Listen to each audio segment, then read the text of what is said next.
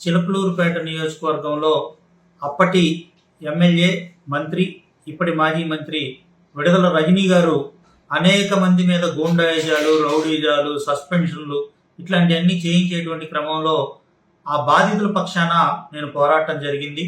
ఆ బాధితుల పక్షాన నేను పోరాడుతున్నాననేటువంటి ఒక మనసులో కక్ష పెంచుకున్నటువంటి మరి విడదల రజని, వాళ్ళ మరిది విడదల గోపి, అట్లాగనే వాళ్ళ ఇంకో మరిది జర్మనీ రాము, అట్లాగనే వాళ్ళ పిఏలు, ఆవిడ అనుచరులు సుమారుగా ఒక 100 మంది, వాళ్ళందరూ కలిసి 2022 ఏప్రిల్ 14, 15, 16 ఈ 3 రోజుల్లో ఒకరోజు నవతరం పార్టీ కార్యాలయం ధ్వంసం చేశారు, ఒకరోజు మా ఇల్లు, నా కారు ధ్వంసం చేశారు, ఒకరోజు పార్టీ జెండాని ధ్వంసం చేసి తగలబెట్టారు.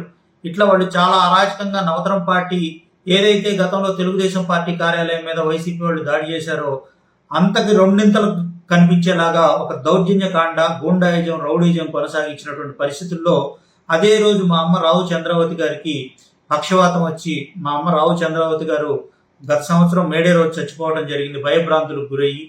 ఇట్లాంటి పరిస్థితులు, ఇట్లాంటివన్నీ కూడా సృష్టించినటువంటి ఈ అంశం మీద ఆ రోజు పోలీస్ శాఖ ఫిర్యాదు చేసినప్పటికీ కూడా ఆ రోజు ఎఫ్ఐఆర్లో తూతూ మంత్రంగా, నామమాత్రంగా ఒక 4 పేర్లు చేర్చి మరి ఎవరైతే దగ్గరుండి హత్యాయత్నం చేశారో, దగ్గరుండి దాడులను చేశారో విడదల రజని, విడదల గోపి, మరి విడదల జర్మనీ రాము, ఆ పిఏలు, వీళ్ళందరి పేర్లు కూడా ఎఫ్ఐఆర్లో చేర్చకుండా విడదల రజని ఆ రోజు కుట్రపూరితంగా పోలీసుల మీద ఒత్తిడి తీసుకొచ్చి చేసినటువంటి పరిస్థితుల్లో మరి మేము చాలా నష్టపోయాం, చాలా ఇబ్బంది పడ్డాం. అదే రోజు అజ్ఞాతంలోకి వెళ్ళిపోవాల్సినటువంటి పరిస్థితి, మేము కొన్ని రోజుల వరకు చిలకలూరుపేట పట్టణంలో కూడా రాలేకపోయాం. ఈ పరిస్థితుల నేపథ్యంలో మరి కూటమి ప్రభుత్వానికి నవతరం పార్టీ సపోర్ట్ చేయడం జరిగింది. తర్వాత కూటమి ప్రభుత్వం అధికారంలోకి వచ్చింది. మరి ఎవరైతే ముఖ్యమంత్రిగా ఈ రోజు ఉన్నారో చంద్రబాబు నాయుడు గారు, మరి ఉప ముఖ్యమంత్రి పవన్ కళ్యాణ్ గారు, అట్లాగనే మరి మన విద్యాశాఖ మంత్రిగా ఉన్నటువంటి నారా లోకేష్ గారు, వీళ్ళు ఈ రౌడీజాలు, గూండాయిజాల మీద ఉక్కుపాదం మోపుతూ ఉన్నటువంటి క్రమంలో ప్రభుత్వం మీద, పోలీస్ శాఖ మీద ఒక నమ్మకం వచ్చింది. అందులో భాగంగా నిన్న మా పల్నాడు ఎస్పీ, మా జిల్లా ఎస్పీ గారు కంచి శ్రీనివాసరావు గారిని కలిసి ఫిర్యాదు చేయడం జరిగింది. నాకు జరిగిన అన్యాయాన్ని ఆయనకు చెప్పుకున్నాను నేను. ఆయన సానుకూలంగా స్పందించారు. చట్ట ప్రకారం చర్యలు తీసుకుంటామని చెప్పి కూడా ఆయన హామీ ఇవ్వడం జరిగింది. ఏదైతే 100 మంది పాల్గొంటే 100 మందిలో సుమారు 70 మందిని గుర్తించడం, ఒక 50-60 పేర్లు గుర్తించడం కూడా జరిగింది. ఈ వివరాలన్నీ కూడా ఎస్పీ గారికి నిన్న కలిసి ఇవ్వడం జరిగింది.